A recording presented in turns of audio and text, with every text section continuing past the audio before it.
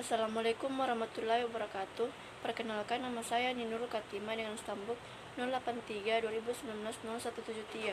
Saya di sini akan menjawab beberapa pertanyaan dari mata kuliah kearifan lokal. Jadi, soal yang pertama yaitu, kenapa manusia harus melestarikan lingkungan hidup? Jadi, manusia harus melestarikan hidup karena lingkungan sangat penting bagi kelangsungan hidup makhluk hidup. Apabila lingkungan tidak ada, maka manusia, hewan, dan tumbuhan tidak dapat bertahan hidup. Namun, sekarang lingkungan mengalami kerusakan. Itu semua akibat ulah dari manusia yang tidak bertanggung jawab. Jadi, mulai dari sekarang sebaiknya kita harus melestarikan hidup. Yang kedua, apa yang dimaksud dengan pembangunan berkelanjutan yang berwawasan lingkungan? Pembangunan berwawasan lingkungan adalah pembangunan berkelanjutan yang mengoptimalkan manfaat sumber daya alam dan sumber daya manusia dengan cara menserasikan aktivitas manusia dengan kemampuan sumber daya alam untuk Yang ketiga yaitu, apa yang sebaiknya kita lakukan untuk menjaga lingkungan?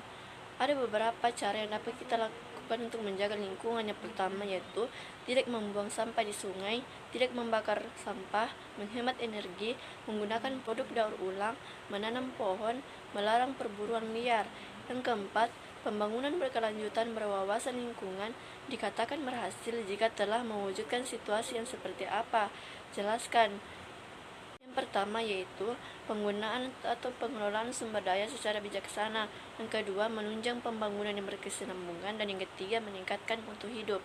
Soal yang kelima yaitu sebutkan ciri-ciri pembangunan berkelanjutan yang berwawasan lingkungan. Ciri-ciri pembangunan berkelanjutan berwawasan lingkungan diantaranya adalah: yang pertama, dilakukan dengan perencanaan yang matang, dengan mengetahui dan memahami kekuatan, kelemahan, peluang, dan ancaman yang dimiliki dan yang mungkin perlu di kemudian hari. Yang kedua, memerhatikan daya dukung lingkungan. Yang ketiga, pembangunan yang dilakukan memiliki sifat-sifat fundamental. Dan yang keempat, pembangunan yang dilaksanakan. Dan soal yang terakhir atau soal yang keenam yaitu, sebutkan kunci keberhasilan partisipasi komunitas. Kunci keberhasilan partisipasi komunitas yaitu: yang pertama, asas demokrasi. Pengambilan proses keputusan di tingkat komunitas harus melibatkan seluruh anggota warga komunitas secara partisipat terlibat untuk menentukan.